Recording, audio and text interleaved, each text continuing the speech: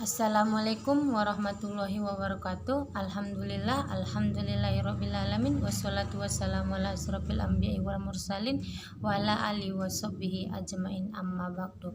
Yang saya hormati dosen pengampu mata kuliah Sosiologi Pendidikan. Baiklah, kami dari kelompok 9 ingin menjelaskan makalah kami tentang masalah-masalah pendidikan di Indonesia. Kepada pemakalah pertama, saya persilahkan. Terima kasih kepada saudari moderator yang telah memberikan saya kesempatan. Di sini saya ingin menjelaskan tentang ciri-ciri pendidikan di Indonesia. Cara melaksanakan pendidikan di Indonesia sudah tentu tidak terlepas dari tujuan pendidikan di Indonesia, sebab pendidikan di Indonesia yang dimaksud di sini ialah pendidikan yang dilakukan di bumi Indonesia untuk kepentingan bangsa Indonesia. Ada beberapa aspek, yaitu seperti melalui pendidikan agama di sekolah maupun di perguruan tinggi, melalui ceramah-ceramah agama di masyarakat, melalui kehidupan beragama di asrama-asrama, lewat mimbar-mimbar agama dan ketuhanan di televisi, melalui radio, surat kabar, dan sebagainya. Adapun kualitas pendidikan di Indonesia, kualitas pendidikan adalah dasar dari kata kualitas menurut Dahlan Al-Barri. Dalam Kamus Modern Bahasa Indonesia adalah kualitas atau mutu, baik buruknya barang, seperti halnya yang dikutip oleh Quraisy Shihab yang mengartikan kualitas sebagai tingkat baik buruk suatu atau mutu sesuatu. Sedangkan secara etimologi, mutu atau kualitas diartikan dengan kenaikan tingkatan menuju suatu perbaikan atau kemapanan. Sebab kualitas mengandung makna bobot atau tinggi rendahnya sesuatu. Kualitas pendidikan di Indonesia, seperti yang telah kita ketahui, kualitas pendidikan di Indonesia semakin memburuk. Hal ini terbukti dari kualitas guru, sarana belajar, dan murid-muridnya. Guru-guru tentunya punya harapan terpendam yang tidak dapat mereka sampaikan kepada siswanya. Jika fenomena ini dibiarkan berlanjut, tidak lama lagi pendidikan di Indonesia akan hancur, mengingat banyak guru-guru berpengalaman yang pensiun. Sarana pembelajaran juga turut menjadi faktor semakin terpuruknya pendidikan di Indonesia, terutama bagi penduduk di daerah terbelakang. Namun bagi penduduk di daerah terbelakang, yang terpenting adalah ilmu terapan yang benar-benar dipakai untuk hidup dan kerja. Ada dua faktor yang mempengaruhi kualitas pendidikan khususnya di Indonesia, yaitu faktor internal dan eksternal. Faktor internal meliputi jajaran dunia pendidikan, baik itu Departemen Pendidikan Nasional, Dinas Pendidikan Daerah, dan juga sekolah yang berada di garis depan. Sedangkan faktor eksternal adalah masyarakat pada umumnya, di mana masyarakat merupakan ikon pendidikan dan merupakan tujuan dari adanya pendidikan, yaitu sebagai objek dari pendidikan. Ada beberapa langkah yang akan dilakukan oleh pemerintah dalam rangka meningkatkan kualitas pendidikan di Indonesia, yaitu langkah pertama yang akan dilakukan pemerintah yaitu meningkatkan akses terhadap masyarakat. Langkah kedua, menghilangkan ketidakmerataan dalam akses pendidikan. Langkah ketiga, meningkatkan mutu pendidikan dengan meningkatkan kualifikasi guru dan dosen. Langkah keempat, pemerintahan menambah jumlah jenis pendidikan di bidang kompetensi atau profesi sekolah atau kejuruan. Langkah kelima, pemerintah berencana membangun infrastruktur seperti menambah jumlah komputer dan perpustakaan di sekolah-sekolah. Langkah keenam, pemerintah juga meningkatkan anggaran pendidikan. Langkah ketujuh adalah penggunaan teknologi informasi dalam aplikasi pendidikan. Langkah terakhir, pembiayaan bagi masyarakat miskin untuk bisa menikmati fasilitas pendidikan. Penyebab rendahnya kualitas pendidikan di Indonesia. Di bawah ini akan diuraikan beberapa penyebab rendahnya kualitas pendidikan di Indonesia secara umum, yaitu efektivitas pendidikan di Indonesia. Pendidikan yang efektif adalah suatu pendidikan yang memungkinkan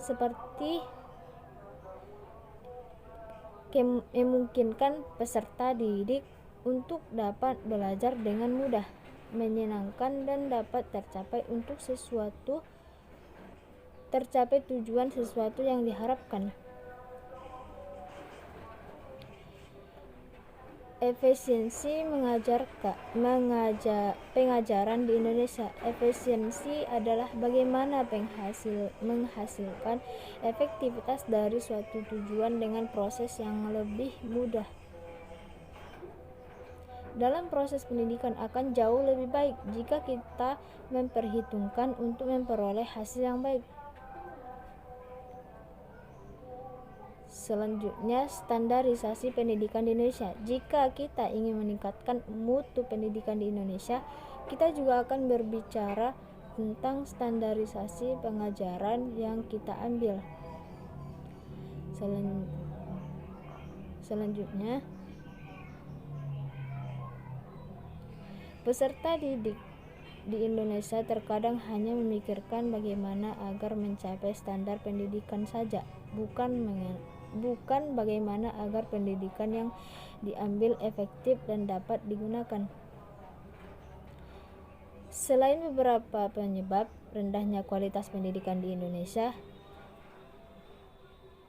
ada beberapa secara khusus, yaitu rendahnya kualitas sarana fisik, rendahnya kualitas guru. Keadaan guru di Indonesia, rendahnya kesejahteraan guru, rendahnya prestasi siswa, kurangnya pemerataan kesempatan pendidikan, rendahnya relevansi, mahalnya biaya pendidikan. Terima kasih kepada saudari moderator. Baiklah, di sini saya akan melanjutkan materi kami, yaitu tentang solusi pendidikan di Indonesia. Untuk mengatasi masalah-masalah pendidikan di Indonesia, secara garis besar dibagi menjadi dua solusi. Yang pertama adalah solusi sistemik, yaitu solusi yang mengubah sistem-sistem sosial yang berkaitan dengan sistem pendidikan. Seperti diketahui, sistem pendidikan sangat berkaitan dengan sistem ekonomi yang diterapkan. Sistem pendidikan di Indonesia sekarang ini diterapkan dalam konteks sistem ekonomi kapitalisme yang berprinsip antara lain meminimkan peran dan tanggung jawab negara dalam urusan publik termasuk pendanaan pendidikan. Maka solusi untuk masalah-masalah yang ada, khususnya yang menyangkut perihal pembiayaan, rendahnya sarana fisik, kesejahteraan guru, dan mahalnya biaya pendidikan. Yang kedua adalah solusi teknis, yang dimana solusi teknis ini yaitu solusi yang menyangkut hal-hal teknis yang berkaitan langsung dengan pendidikan. Solusi ini misalnya untuk menyelesaikan masalah-masalah kualitas guru dan prestasi siswa. Maka solusi untuk masalah-masalah teknis dikembalikan kepada upaya-upaya praktis untuk meningkatkan kualitas sistem pendidikan dan rendahnya kualitas guru. Dan selanjutnya, sistem pendidikan di Indonesia setiap jenjangnya. Jenjang pendidikan di Indonesia. Jenjang pendidikan adalah tahapan pendidikan yang telah diterapkan berdasarkan tingkat perkembangan peserta didik. Yang pertama itu adalah pendidikan anak usia dini. Berdasarkan Undang-Undang Nomor 20 Tahun 2003 Pasal 1 Butir 14 tentang Sistem Pendidikan Nasional, pendidikan anak usia dini adalah suatu upaya pembinaan yang bertujuan bagi anak sejak lahir sampai dengan usia 6 tahun yang dilakukan melalui pemberian rangsangan pendidikan untuk membantu pertumbuhan dan perkembangan jasmani dan rohani agar anak memiliki kesiapan dalam memasuki pendidikan usia lanjut. Jadi pendidikan yang kedua itu adalah pendidikan dasar.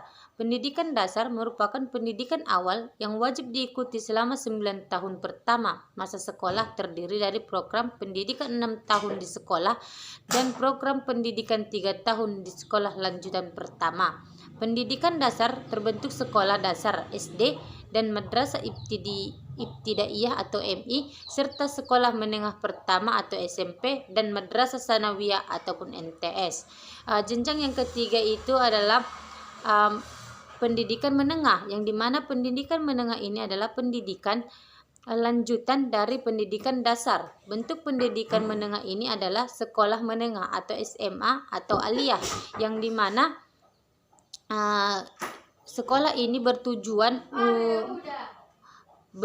untuk meningkatkan kecerdasan, pengetahuan, kepribadian, akhlak mulia, serta keterampilan untuk hidup mandiri dan mengikuti pendidikan lebih lanjut. Sedangkan tujuan umum, pendidikan umum menengah kejuruan adalah meningkatkan kecerdasan, pengetahuan, kepribadian, akhlak mulia, serta keterampilan untuk hidup mandiri dalam mengikuti pendidikan yang lebih lanjut sesuai dengan kejuruannya. Yang keempat adalah pendidikan tinggi, yang dimana pendidikan tinggi adalah lanjutan dari pendidikan menengah. Pendidikan tinggi diselenggarakan bukan lagi di sekolah, melainkan di perguruan tinggi, yang mencakup berbagai macam-macam program pendidikan, diploma, sarjana, magister, dan dokter. Selanjutnya, jenis pendidikan di Indonesia. Jenis pendidikan di Indonesia ini terbagi menjadi dua. Yang pertama itu pendidikan formal dan pendidikan non formal. Pendidikan formal adalah jalur pendidikan yang berstruktur dan berjenjang yang terdiri atas pendidikan anak usia dini, pendidikan dasar, pendidikan menengah, dan pendidikan tinggi.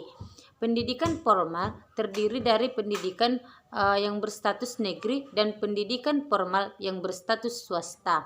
Ciri-ciri pendidikan formal antara lain tempat pembelajarnya di gedung sekolah, kurikulumnya jelas, ada persyaratan khusus yang menjadi peserta didik, ada ujian formal, dan proses pendidikannya memakan waktu yang lama. Tenaga pengajar memiliki klasifikasi tertentu. Penyelenggaraan pendidikan adalah pemerintahan dan swasta. Dan yang kedua itu adalah pendidikan non formal. Pendidikan non formal adalah jalur pendidikan di luar sekolah yang non formal yang dapat dilaksanakan secara terstruktur dan berjenjang. Hasil pendidikan non formal dapat dihargai setelah dengan hasil program pendidikan formal setelah melalui proses penilaian penyerahan oleh lembaga yang ditunjuk oleh pemerintahan daerah dengan mengacu pada standar nasional pendidikan.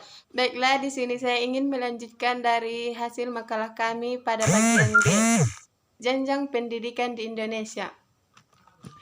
Jenjang pendidikan adalah tahapan pendidikan yang diterapkan berdasarkan tingkat perkembangan peserta didik, tujuan yang akan dicapai, dan kemampuan yang akan dikembangkan. Menurut Undang-Undang Nomor 20 Tahun 2003, Pasal 14, jenjang pendidikan terdiri dari yang pertama, sekolah dasar atau madrasah ibtidaiyah. Adalah jenjang paling dasar pada pendidikan formal di Indonesia. Sekolah dasar ditempuh dalam waktu 6 tahun, mulai dari kelas 1 sampai kelas 6 SD. Yang kedua, sekolah menengah pertama, yaitu jenjang pendidikan dasar pada pendidikan formal di Indonesia setelah lulus sekolah SD. Yang ketiga, sekolah menengah atas atau SMA, yaitu jenjang pendidikan menengah pada pendidikan formal di Indonesia setelah lulus sekolah menengah pertama atau sederajat. Yang keempat, sekolah menengah kejuruan adalah salah satu bentuk satuan pendidikan formal yang menyelenggarakan pendidikan kejuruan pada jenjang pendidikan menengah sebagai lanjutan dari SMP MTS. Yang kelima, madrasah aliyah kejuruan adalah salah satu bentuk satuan pendidikan formal dalam binaan Menteri Agama yang menyelenggarakan pendidikan kejuruan dengan kekhasan agama Islam pada jenjang pendidikan menengah sebagai lanjutan dari SMP, SMA, dan MAN. Yang keenam, perguruan tinggi. Perguruan tinggi adalah satuan pendidikan penyelenggara pendidikan tinggi. Peserta didik perguruan tinggi disebut mahasiswa, sedangkan pendidik perguruan tinggi disebut sebagai dosen. Yang bagian H, perbedaan sekolah negeri dan sekolah swasta. Menurut pendapat sebagian ulama, orang yang bersekolah di sekolah swasta termasuk orang kalangan menengah ke atas atau bisa dikatakan orang dari golongan borjuis. Sedangkan sekolah negeri adalah untuk kalangan biasa. Menurut mereka biaya yang dikeluarkan di sekolah swasta lebih banyak apabila dibandingkan dengan sekolah di negeri. Sekolah negeri mendapat bantuan dana dari pemerintah berupa dana BOS, sedangkan sekolah swasta tidak mendapat bantuan dana dari pemerintah. Yang bagian I, faktor perbedaan sekolah negeri dan sekolah swasta. Yang pertama, tingkat perhatian dan perlakuan guru terhadap murid di kelas. Yang kedua, guru atau pengajar. Yang ketiga, pola pengajaran serta program dan kurikulum. Yang keempat, cara belajar. Terima kasih kepada saudari moderator. Di sini saya akan melanjutkan penjelasan tentang apakah perbedaan pendidikan di kota dengan pendidikan di desa. Jadi pendidikan di desa itu di kota itu adalah salah satunya masyarakat kelas atas menyekolahkan anaknya di sekolah-sekolah mewah di saat masyarakat golongan ekonomi lemah harus bersusah payah untuk sekedar menyekolahkan anak mereka di sekolah biasa. Jadi suatu ketimpangan ini yang dapat memicu kecemburuan yang berpotensi menjadi konflik sosial, di mana peningkatan kualitas pendidikan yang sudah tercapai akan sia-sia jika gejolak sosial dalam masyarakat akibat ketimpangan ataupun permasalahan ini karena kemiskinan dan ketidakadilan yang tidak bisa diredam. Selanjutnya, pendidikan di desa. Ketidakmampuan di desa untuk berhadapan dengan pesatnya kemajuan kota salah satunya diakibatkan oleh kelemahan sistem pendidikan yang ada di desa itu sendiri. Seringkali pengembangan pendidikan yang diterapkan di sekolah-sekolah desa banyak yang tidak disesuai terlebih dahulu dengan kebutuhan yang ada di dalam masyarakat. Bahkan yang lebih memprihatinkan dalam penyusunan kurikulum terkadang disamakan dengan pengembangan kurikulum di sekolah-sekolah kota, padahal jelas mudah sekali bagaimanakah kualitas ataupun kelengkapan media yang ada di kota ataupun dengan yang di desa. Selanjutnya saya akan menjelaskan tentang kondisi demografis Indonesia. Indonesia itu memiliki budaya bahasa yang berhubungan namun berbeda. Sejak kemerdekaan bahasa Indonesia menyebar ke seluruh penjuru Indonesia dan menjadi bahasa paling banyak digunakan dalam komunikasi, pendidikan, pemerintah, dan bisnis. Namun bahasa daerah juga masih tetap dipergunakan. Migrasi penduduk besar-besaran ke wilayah Hindia Belanda yang diyakini setidaknya terjadi atas dua gelombang migrasi. Migrasi besar-besaran pertama beberapa abad sebelumnya Masehi, saat ini dikenal sebagai rumpun Proto-Melayu yang hidup di daerah pedalaman dan pegunungan di wilayah Nusantara, dan migrasi besar-besaran kedua menjelang abad Masehi, saat ini hidup di daerah pesisir dan dataran rendah dikenal sebagai rumpun Deutero-Melayu. Imigran ke Indonesia terutama Tiongkok merupakan penduduk keturunan asing yang terbanyak, menyebar hampir di semua kota besar di Indonesia. Demikian pula pendatang dari negara yang lainnya seperti Arab, Hadramut, Yaman merupakan kelompok pendatang kedua terbanyak yang disusul oleh pendatang dari Hindia dan sekelompok kecil dari Eropa. Dari segi kependudukan, Indonesia masih menghadapi beberapa masalah. Yang pertama adalah penyebaran penduduk tidak merata, yang kedua piramida penduduk masih sangat melebar, yang ketiga angkatan kerja sangat besar, yang keempat distribusi kegiatan ekonomi masih belum merata, yang kelima adalah pembangunan infrastruktur masih tertinggal, yang keenam indeks kesehatan masih rendah. Jadi di sini pengaruh demografis Indonesia terhadap kualitas pendidikan di Indonesia, yaitu jadi suatu wilayah dengan pertambahan penduduk yang besar dapat menyebabkan masalah-masalah pendidikan, pengangguran, kesenjangan sosial, dan masalah-masalah lainnya. Dengan jumlah penduduk yang besar, maka fasilitas sosial, pendidikan, dan pekerjaan juga ikut meningkat. Jika penduduk di suatu kota yang padat tidak terpenuhi fasilitas pendidikannya, maka akan menyebabkan penurunan tingkat pendidikan wilayah tersebut. Tingkat pendidikan yang rendah dapat menyebabkan pengangguran sehingga dampak pada tingkat perekonomian juga memburuk. Jika masalah ini terus diabaikan, maka kemerosotan negara tidak dapat dihindari. Tingkat pendidikan yang buruk dapat menyebabkan anak-anak mengalami depresi. Hal ini memicu terjadinya pekerjaan-pekerjaan yang tidak layak dilakukan oleh anak-anak di bawah umur. Bahkan dampak lain dari masalah ini adalah bisa menyebabkan tingkat tindakan kriminal yang dilakukan anak-anak meningkat. Generasi muda dan anak-anak yang cerdas adalah kunci kemajuan dari suatu negara. Jika masa kanak-kanak mereka diisi dengan hal-hal negatif, maka jalan menuju kesuksesan bangsa akan semakin jauh. Penduduk merupakan pelaku pembangunan, maka kualitas penduduk yang tinggi akan lebih menunjang laju pembangunan ekonomi. Usaha yang dapat dilakukan adalah meningkatkan kualitas penduduk melalui fasilitas pendidikan, perluasan lapangan pekerjaan, dan penundaan usia kawin pertama. Jadi, oleh karena itu, masyarakat dalam mencapai pendidikan yang tinggi masih sedikit sekali. Hal ini disebabkan oleh beberapa hal. Yang pertama, tingkat kesadaran masyarakat untuk bersekolah rendah. Yang kedua, berdasarkan anak usia sekolah yang tidak seimbang dengan penyediaan sarana pendidikan. Yang ketiga, pendapatan per kapita penduduk di Indonesia rendah, sehingga belum dapat memenuhi kebutuhan hidup primer dan untuk biaya sekolah.